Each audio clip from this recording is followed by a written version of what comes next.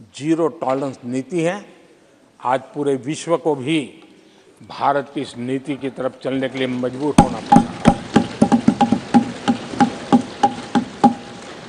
भारत की सेनाएं सीमाओं से लेकर के समंदर तक अपने सामर्थ्य को लेकर के आज भी उनकी थाक है। हमें हमारी सेना के पराक्रम पर गर्व होना चाहिए।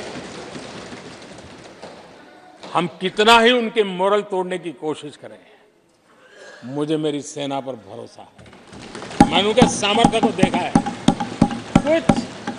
कुछ राजनेता सेना के लिए हल्के फुल्के शब्द बोल दें, इससे मेरे देश की सेना डिमोरलाइज होगी। ये सपनों में कोई रहते तो निकल जाए। देश के मूड को वो खत्म नहीं कर सकते। और किसी के एजेंट बन करके इस प्रकार की भाषा अगर कहीं से भी उठती है, देश कभी स्वीकार नहीं कर सकता है। और जो खुलेआम देश में अलग देश बनाने की वकालत करते हैं,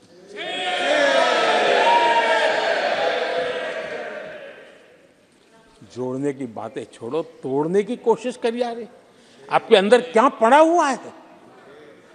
क्या इतने टुकड़े करके अभी भी आपके मन को समाधान नहीं हुआ है? देश के इतने टुकड़े कर चुके हो आप, और टुकड़े करना चाहते हो? कब तक करते रहोगे? आदरणीय अध्यक्ष जी, इसी सदन में अगर कश्मीर की बात होती थी तो हमेशा चिंता का स्वर निकलता था, छींटाकशी होती थी, आरोप प्रत्यारोप होते थे। आज जम्मू कश्मीर में अभूतपूर्व विकास की चर्चा हो रही है और गर्व के साथ हो रही है। पर्यटन लगातार बढ़ रहा है। G20 समिट होती है वहां, पूरा विश्व आज उसकी सराहना करता है। आर्टिकल 370 को लेकर के कैसा हुआ बना के रखा था। कश्मीर के लोगों ने जिस प्रकार से उसको गले लगाया है, कश्मीरी जनता ने जिस प्रकार से गले लगाया है, और आखिर के ये समस्या किसकी देन थी? किसने देश के माथे पर मारा था? किसने भारत के संविधान के अंदर इस प्रकार की दरार करके रखी हुई थी?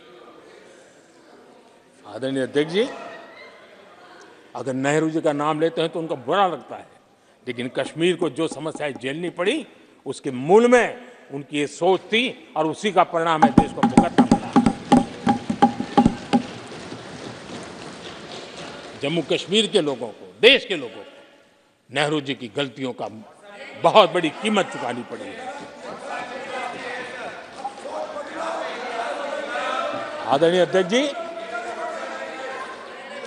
वो भले गलतियां करके गए, लेकिन हम मुसीबतें झेल करके भी गलतियों सुधारने के लिए हमारी कोशिश जारी रखेंगे। हम रुकने वाले नहीं हैं।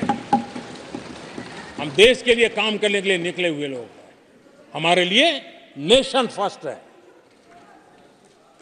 आदरणीय अध्यक्ष जी,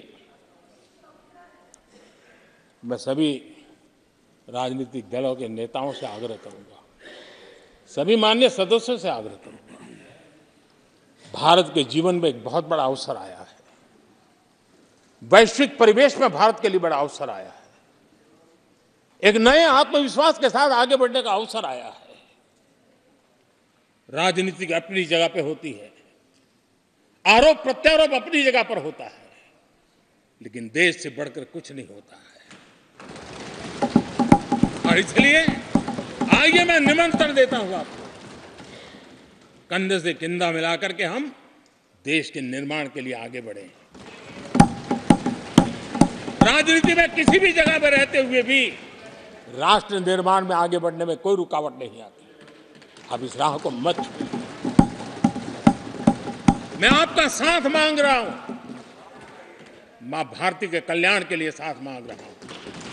मैं विश्व के अंदर जो अवसर